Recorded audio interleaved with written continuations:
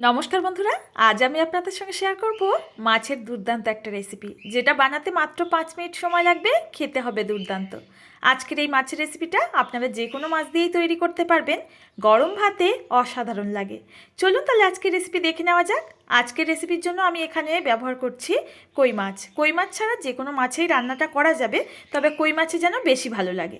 প্রথমে মাছগুলোকে ধুয়ে পরিষ্কার করে নিয়েছি, তারপর পরিমাণ মতো লবণ আর হলুদ দিয়ে মাছের গায়ে ভালো করে মাখিয়ে নিচ্ছি। এই মাছগুলো না ভালো করে মাখিয়ে নিয়ে 5 থেকে 7 মিনিট মতো একটু রেস্টে রাখবো। এইভাবে যদি আপনারা কখনো না কই মাছের রেসিপি তৈরি করে খেয়ে থাকেন, আমার অনুরোধ রইল একবার বানিয়ে দেখার জন্য।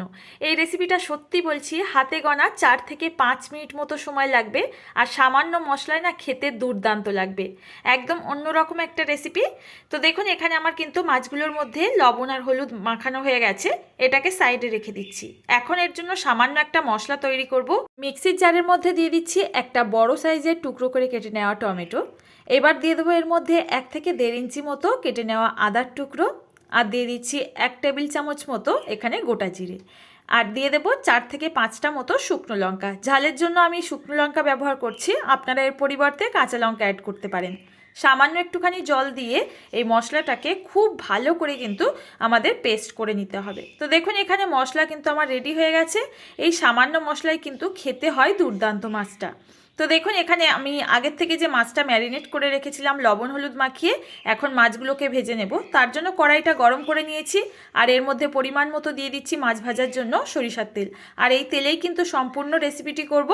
তেলটা খুব ভালো মতো গরম হয়ে গেলে এর মধ্যে আমি মাছগুলো দিয়ে দেব।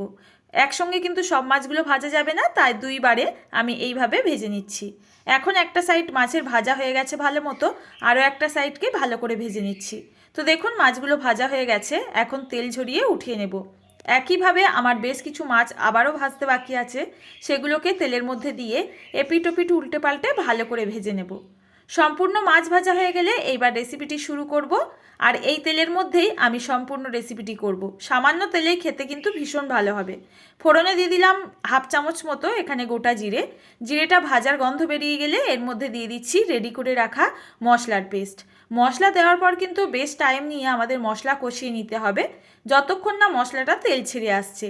এখন এই পর্যায়ে আমি অ্যাড করে দেব স্বাদ মতো লবণ আর পরিমাণ মতো হলুদের গুঁড়ো। এখানে আপনারা যদি চান কাশ্মীরি রেড চিলি পাউডারটা কালারের জন্য ব্যবহার করতে পারবেন। তো দেখুন, মশলা দেওয়ার পর আবারও কিন্তু ভালো করে কষিয়ে নিচ্ছি। গ্যাসের ফ্লেমটা একদম লোতে রেখে এই সময় মশলাটাকে কষিয়ে নিতে হবে। বন্ধুরা, অনেক সময় দেখবেন একঘেয়ে মাছের ঝোলের রেসিপি খেতে খেতে ভালো লাগে না। মুখের রুচি ফেরাতে কিন্তু এই রকম সাধারণ মশলায় মাছের রান্না করে দেখতে পারেন, খেতে কিন্তু ভীষণ ভালো লাগবে। তো দেখুন, আমার মশলা কিন্তু পুরোপুরি কষানো হয়ে গেছে। এই পর্যায়ে আমি পরিমাণ মতো জল অ্যাড করে দিচ্ছি।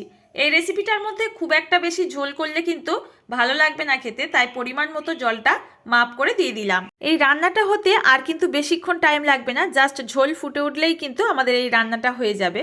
তো জলটা কিন্তু খুব একটা বেশি টাইম নিয়ে ফোটানোর প্রয়োজন নেই, জাস্ট একটু ফুটে উঠলেই এর মধ্যে ভেজে রাখা মাছগুলো অ্যাড করে দেব। আমি এখানে কই মাছ দিয়েছি বলে ঝোল ফুটে উঠলেই সাথে সাথে দিয়ে দিচ্ছি। কই মাছ যেহেতু একটু টাইম লাগে রান্না হতে, তো এখানে না আপনারা যদি অন্য কোনো মাছ দিয়ে করেন, একদম ঝোলটা রেডি হয়ে গেলে নামানোর আগে আগে দিয়ে এটাকে জাস্ট 1 থেকে 1.5 মিনিট ফুটিয়ে নামিয়ে নেবেন।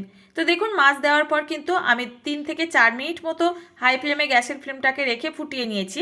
আর দেখতেই পাচ্ছেন মাছের গ্রেভি কিন্তু একদম রেডি, তেলটাও ছেড়ে এসছে।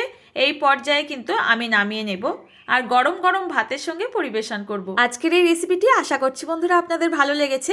ভালো লাগলে অনুরোধ রইল একটা লাইক করার জন্য, আর কমেন্ট করতে কিন্তু একদম ভুলবেন না। রেসিপিটি ফ্রেন্ড ও ফ্যামিলির কাছে শেয়ার করে দিতে পারেন, যাতে সবাই রেসিপিটি উপভোগ করতে পারে। আর নতুন কেউ এসে থাকলে চ্যানেলটি সাবস্ক্রাইব করে পাশে থাকবেন, আর পেজ থেকে দেখলে পেজটি ফলো করে নেওয়ার জন্য অনুরোধ রইল। আজকের রেসিপি তাহলে এই পর্যন্ত। দেখা হবে আবারও এইরকম সহজ কোনো রেসিপির সঙ্গে। ততক্ষণ সবাই ভালো থাকবেন, সুস্থ থাকবেন। ধন্যবাদ।